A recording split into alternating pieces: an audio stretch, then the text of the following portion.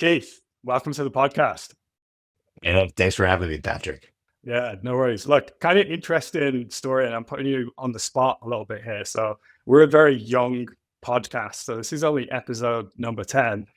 Historically, we've only had Client Boost guests on. So, you are the first non-Client Boost guest. So, kind of a historic moment for the podcast. No pressure.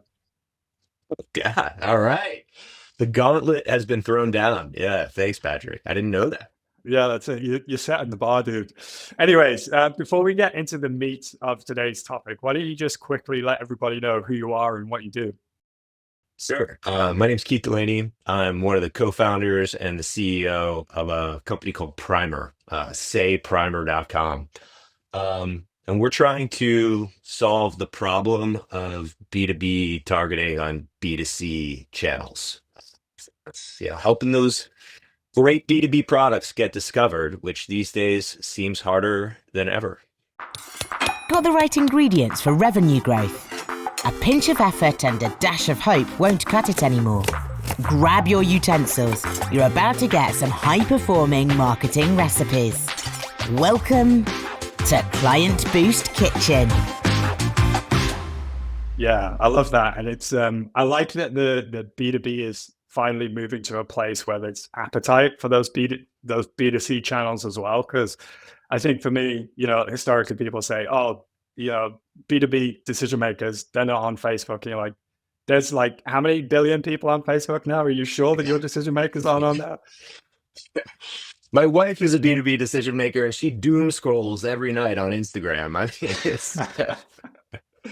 I love that. I love that. Well, so today we are going to be covering the topic of why you should stop wasting money on low quality traffic and what you can do instead. So there's really going to be three core takeaways for you guys.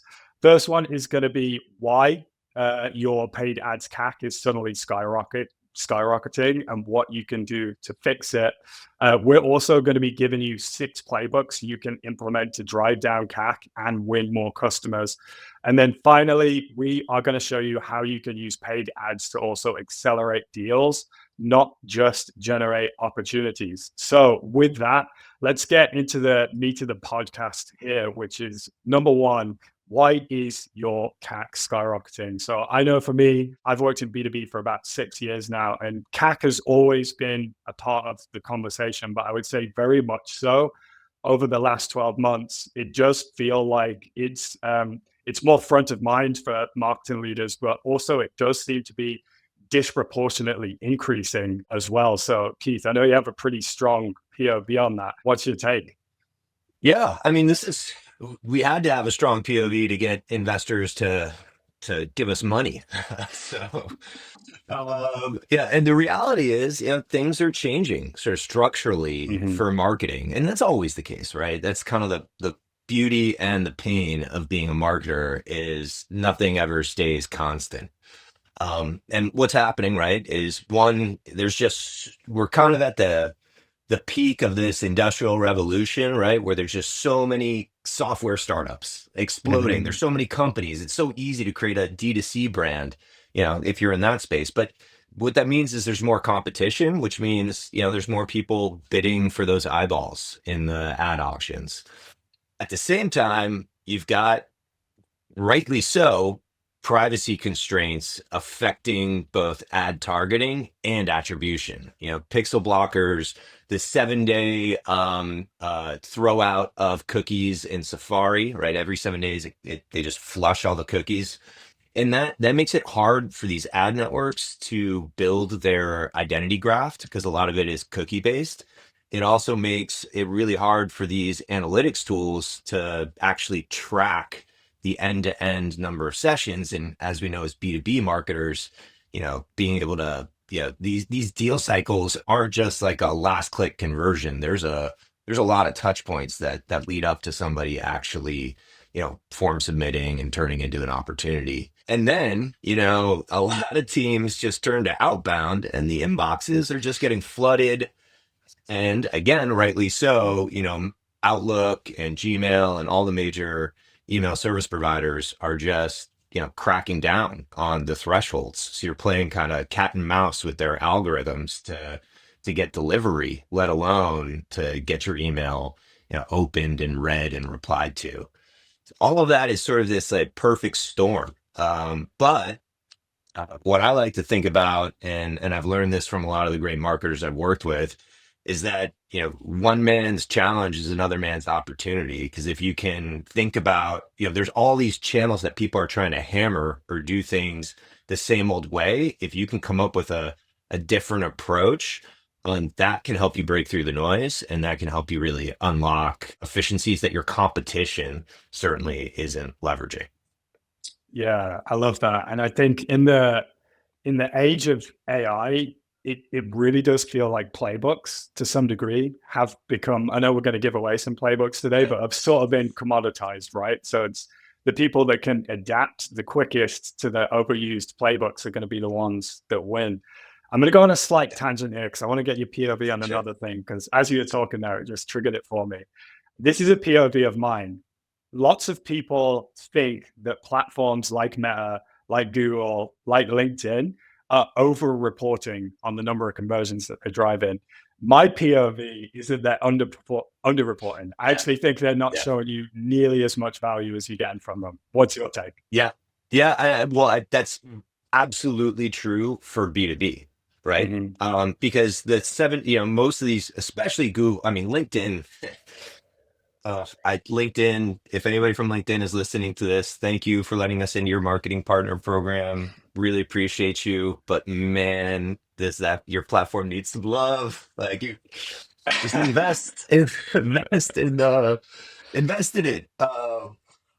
Meta and Google, though, right? They only do 7-day attribution windows. So of course they're underreporting. They literally can't report for like a 30-day first ad to conversion. That's not feasible for them. And that's likely what's happening for a lot of B2B marketers. So their influence on first touch is drastically underreported, which means the number of conversions that they're reporting in their platform is really low. I agree with you.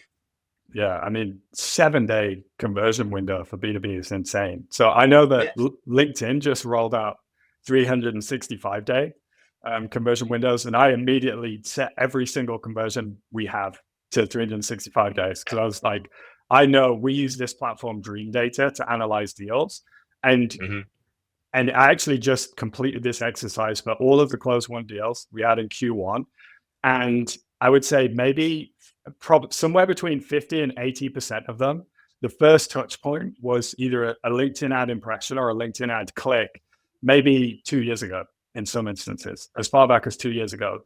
Your attribution windows aren't catching that, right? No. Yeah. And then, I could go off about this, but what that means also is that it's really hard to trust the Meta and Google algorithms to appropriately optimize towards conversions.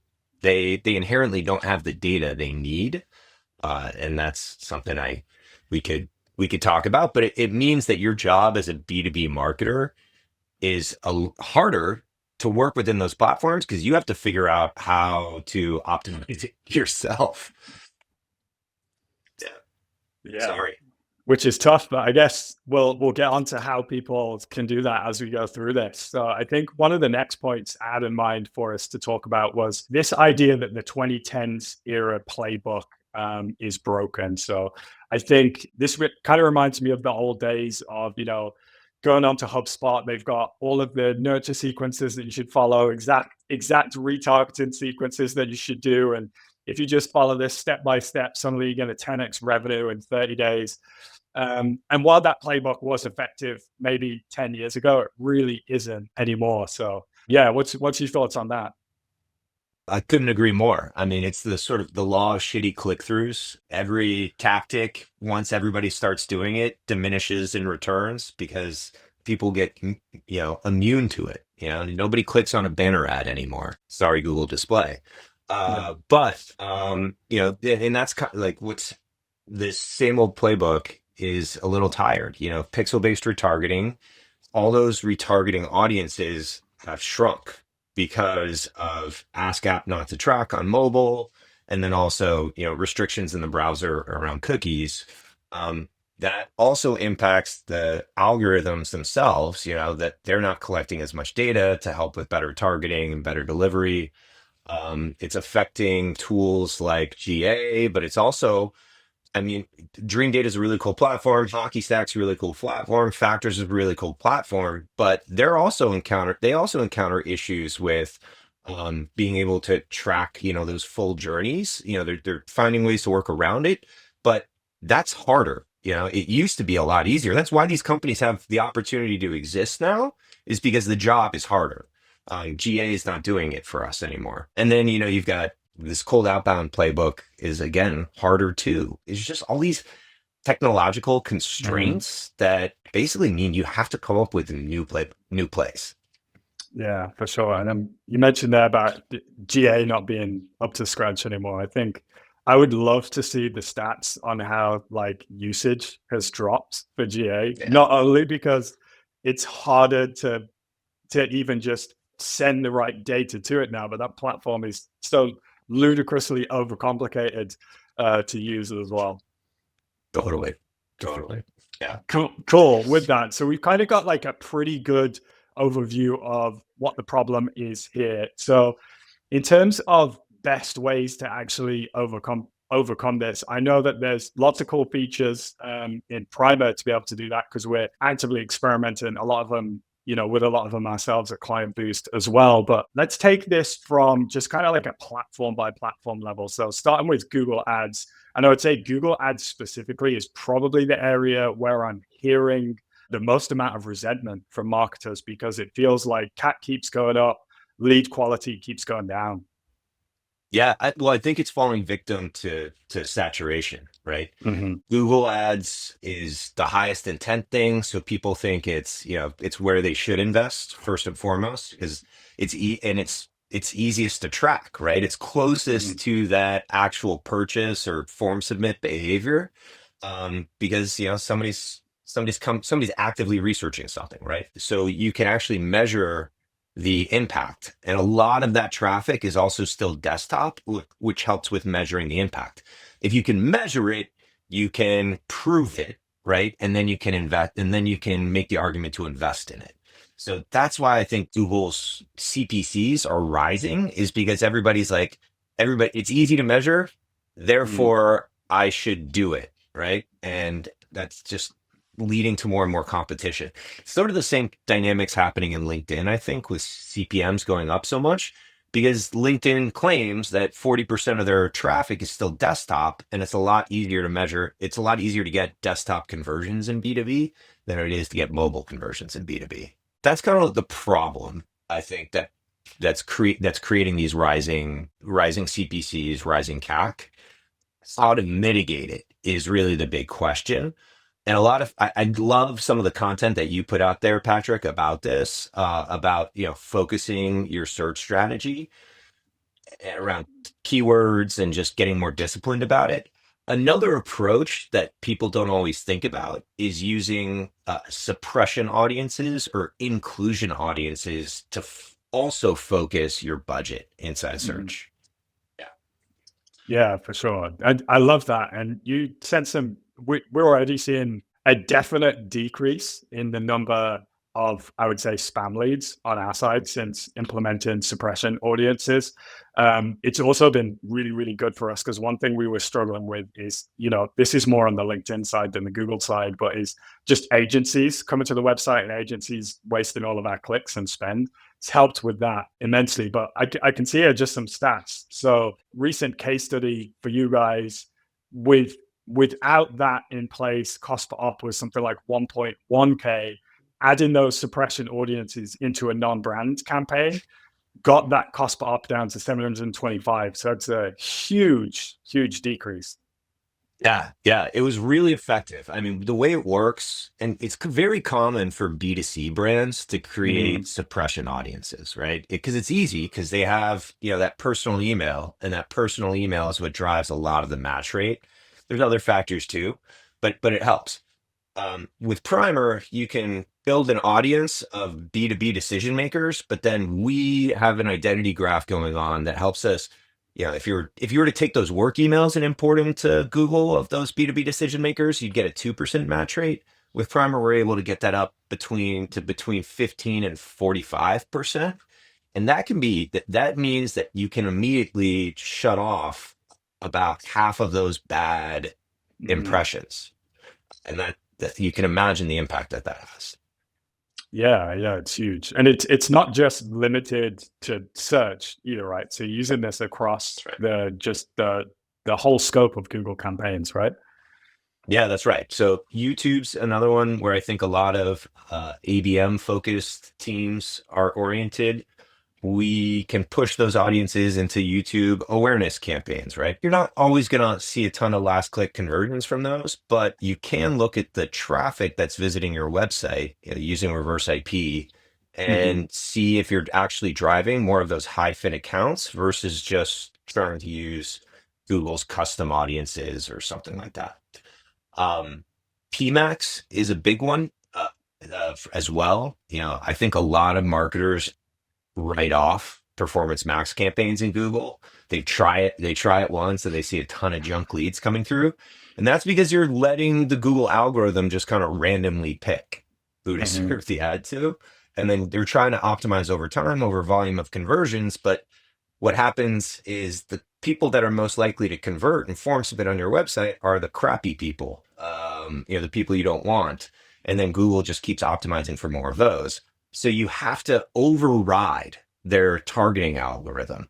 And they give you the ability to do that by adding an audience as a signal inside of a PMAX asset group. And we've seen that when you do that, it can transform PMAX campaigns. You're still going to get some unqualified form submits, but the CPMs are so low that the ROAS will pencil because you'll actually be driving good fit people, and it's really effective.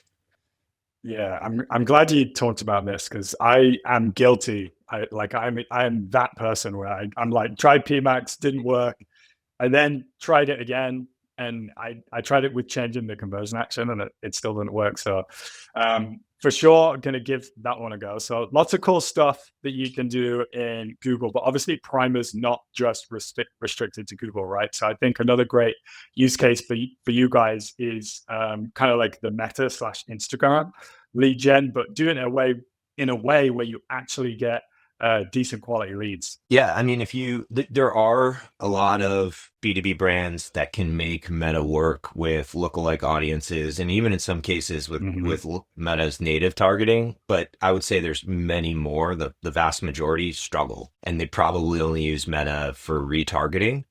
Would you say whether it's go for it? Yeah, sorry, I was going to say, because I think this is important for the audience to understand. Would you say that the businesses that can make Meta work, is it usually maybe lower product, like initial product cost, maybe they're a freemium model so that they're more getting measured against those PQLs, for example, as opposed to maybe an SQL for a 10K a month product, a PQL for a 20K a month, $20 a month product. It's a lot easier because there's higher volume, easier for Facebook to actually do what it needs to do. It's a combination of that and just having a really, really big addressable market that you're trying to serve. So if you have if you could serve almost anybody under the sun, but like a car dealership is a great example of that, right? It's a high ticket purchase item, relatively speaking, 20 to 30, 40 grand a year, but there's a lot of people that are shopping for cars. Similarly for like things like HR payroll software, right? There's a lot of people shopping for that. So you can kind of you could make Meta work with native targeting in that respect. But most companies, I would say, struggle with this. Either their market's too small, or per your point, right, their target CPL is too high. These deals are really meaty. So the way that Primer works is we can, again, sort of jack up those match rates on the platforms on Meta. You can go from a 10% match rate if you upload a list of work emails to more like a 40 to 60% match rate. And then all of a sudden your ads are only hitting people that are pre-qualified. And that's kind of like it's essentially like what you are doing on LinkedIn. And whether you're using us or metadata for that or somebody else, it can be a really effective strategy so long as you are aware that Meta is heavily mobile. So you really have to optimize your conversion and your tracking for that mobile experience. And that can be tricky for folks. Yeah, I would agree. And I know from having conversations with a lot of the kind of platform specialists at ClientBoost, the main POV for us internally is tracking is like make or break for performance marketing right now. I think it is the case that it kind of always has been, but just especially so now with it A just being so much harder to track, and B actually needing that data fed back into those systems to make them work properly. Right. Right. You got to be sending the signal. Yeah. The other thing that I will say is a lot of analytics tools, well, even to some extent, Meta, and Google, but I'll leave them to the side for a second. A lot of traditional touch-based analytic tools, they can't bridge that mobile desktop divide, right? The two devices. So I might see an ad on Instagram. I might even click and read a blog post or watch a video, but then I'm going to go and search for the company on my desktop, on my laptop later on to actually sign up for the free trial or fill out or request a demo. And that, your hockey stacks, your dream data, like nobody can bridge that. Google can't do that really well anymore. They used to kind of be able to do it. So the technological constraints really mess up your attribution. That's why I'm going to do another shameless plug for Primer. That's why we're building in we're building in holdout groups into your audience. So you could basically say, hey, these people within the audience did not see your ads, right? On mobile, they didn't see your ads anywhere. These people were exposed to your ads. What are the conversion rates between the two groups? And what you'll notice is those people who are seeing your ads on heavily mobile channels like Instagram, they're converting at a higher rate. And you can tie that back to a ROAS number, an incremental lift number, and it can be a really powerful way to go to your CFO, go to your CEO, and say, "Look, this is working. Let's continue to invest in this." Yeah, I love that. And I think we could have a whole separate podcast on the CFO conversation. I actually think JD is working on a whole separate podcast on how to have conversations with the CFO. But I definitely just want to shout out that conversion lift tool that you've been working on as well. So for us, we've been using Primer exclusively for ad targeting on LinkedIn, Google Ads since about December last year. And so in our main priority audience right now, we're seeing something like a 9x increase in conversions for users who've seen an ad versus didn't see an ad, which is absolutely insane. And like you say, it gives you a very, very strong case to present to CFO because that's hard data to argue with. Yeah. Cool, man. Well, we've talked a lot about acquisition, but I know that acquisition isn't the only thing that you can use this kind of third-party targeting for as well. There's also a whole separate use case on deal acceleration. And for me, this is a strong POV that I have, which is, I just worked with so many companies where as soon as somebody gets handed over to sales, they want them taken out of targeting because they don't want to waste money on somebody that they're already in conversation with. I have like the total opposite approach where I'm like, if I have, 1K to spend on ads, the only people I'm going to be targeting are the people in pipeline because they are not won until they've signed the contract, right? And there is absolutely no downsides to keep reminding them again and again why they should choose your product. So let's talk a little bit about ways that we can accelerate deals as well with paid ads.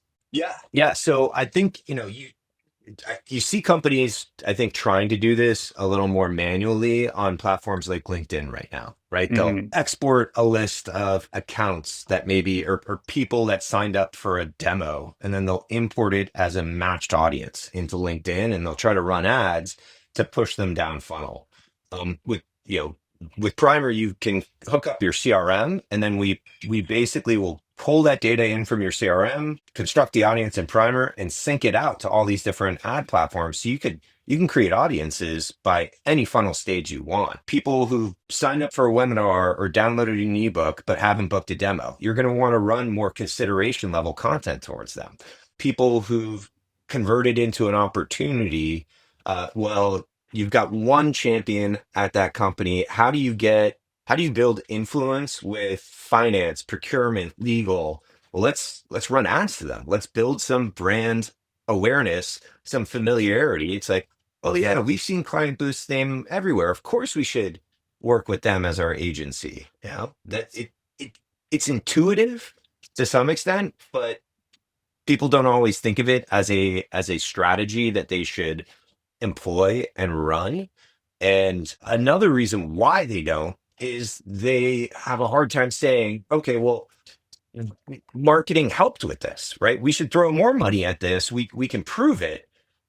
And then they're like, well, how can you prove it, right? Sales is the one who is actually, moving the deal forward.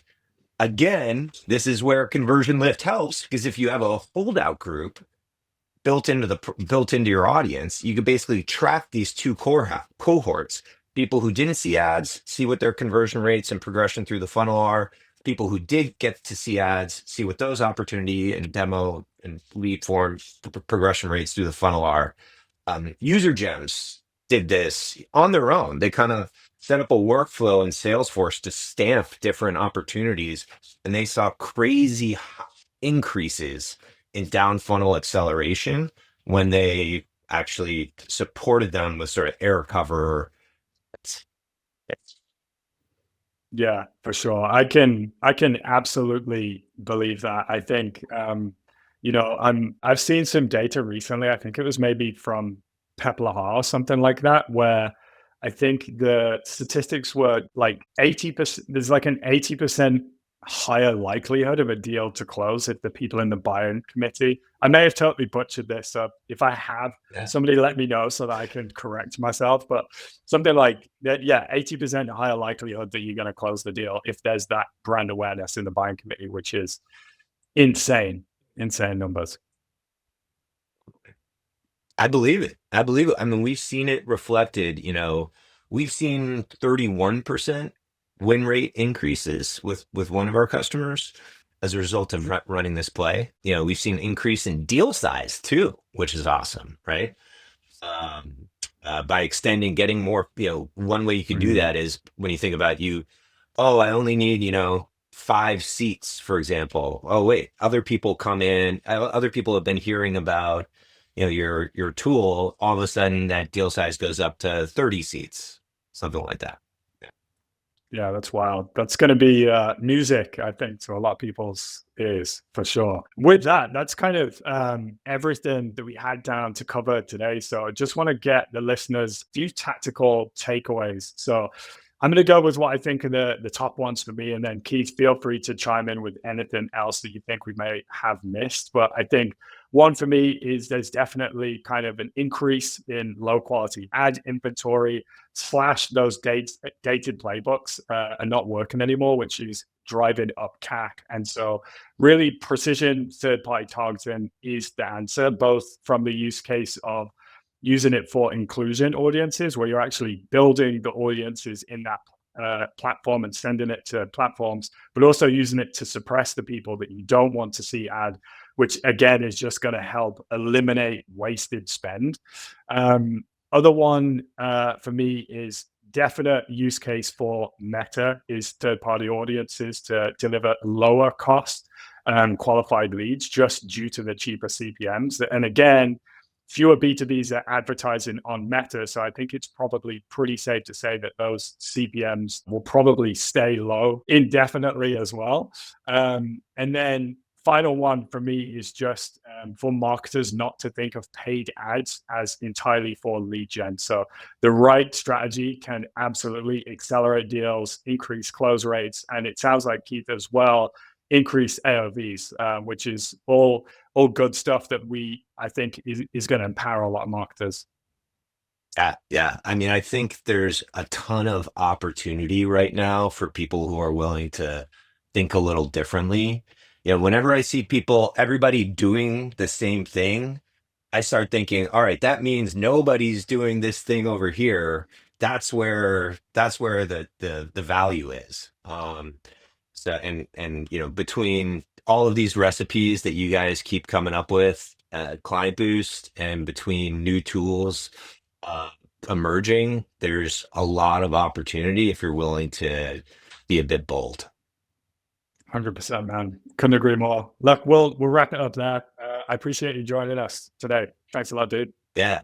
Thanks, Patrick. Really appreciate you having me. I think the bar is low for your next outside guest. We'll likely surpass it, but I really appreciate the opportunity, and look forward to supporting you guys on and on. I appreciate it, man. Thank you. All right. Have a good one.